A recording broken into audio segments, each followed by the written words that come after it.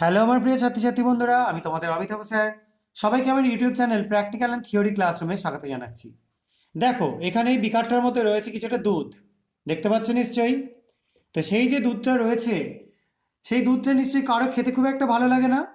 তো চলো দুধটাকে একটু মজাদার বানিয়ে নিই। তো আমরা সেটার মধ্যে যোগ করে দিচ্ছি একটা বিশেষ টাইপের তরল। সেটা যোগ করবার পর কি হয় দেখো, নিশ্চয়ই দেখতে পাচ্ছ দারুণ সুন্দর একটা কালারের জিনিস তৈরি হয়ে গেছে।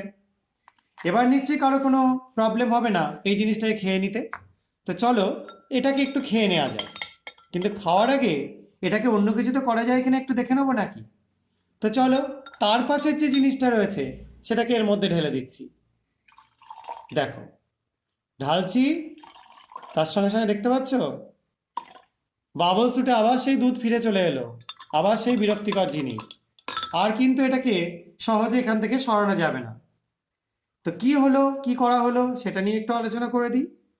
তো আজকে আমরা এখানে একটা কার্বনেটের স্যাম্পেল নিয়েছিলাম, যেটা জিঙ্ক কার্বনেট এবং তার মধ্যে পটাশিয়াম কার্বনেটের সলিউশন ছিল। এটা তোমরা দুধের মতো দেখতে পেয়েছো। এবং তার সঙ্গে ছিল কিছুটা লেড অ্যাসিডের সলিউশন। সেই কারণের জন্য পুরো সলিউশনটা একটা সাদা রঙের টার্বিড হয়েছিল, যার মধ্যে যখন আমরা ফেনলাফথেলিন যোগ করলাম, এখান থেকে আমরা যোগ করেছিলাম ফেনলাফথেলিন সলিউশন। সেটা যোগ করাতে এটা কালারটা আস্তে আস্তে একটু পিঙ্ক কালার চলে এলো, ঠিক আছে, রেডিশ পিঙ্ক কালারেশন হয়ে গেল। এবং তার মধ্যে যখন আমরা ফার্দার আবার HCl যোগ করে দিলাম, প্রথমে বাবলস কাটলো কার্বন ডাইঅক্সাইড বেরোনোর জন্য, কারণ কার্বনেটের স্যাম্পেল ছিল। এবং তার সঙ্গে দেখো আবার টার্বিড হয়ে গেল বা ঘোলাটে হয়ে গেল। তার অন্যতম প্রধান কারণ হচ্ছে এখানে লেডের ক্লোরাইড তৈরি হলো, যে কারণের জন্য এটা কিন্তু ঘোলাটে হয়ে গেল। আশা করা যায় তোমরা বুঝতে পেরেছ। এটা কিন্তু খাওয়ার কোনো জিনিস না, এটা জাস্ট একটা মনের একটা শান্তির জিনিস। তোমরা বুঝতে পারছো, এই এক্সপেরিমেন্টগুলো করলে আমরা কিন্তু বিজ্ঞানটা, বিশেষত কেমিস্ট্রি পার্টটা খুব ভালো মতো শিখতে পারবো। যদি কারো কোনো কনফিউশন থাকে তোমরা কমেন্ট সেকশনে জানাতে পারো।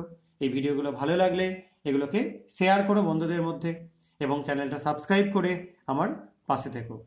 এবং যারা এতদিন ধরে চ্যানেলটা সাবস্ক্রাইব করেছো তাদের সকলকে অসংখ্য ধন্যবাদ। এবং যারা করনি তাদেরকেও একটা অনুরোধ থাকলো আমার তরফ থেকে, এই চ্যানেলটা সাবস্ক্রাইব করো। আজকের মতো এটুকুনি, সবাই খুব ভালো থেকো, সাবধানে থেকো, বাই।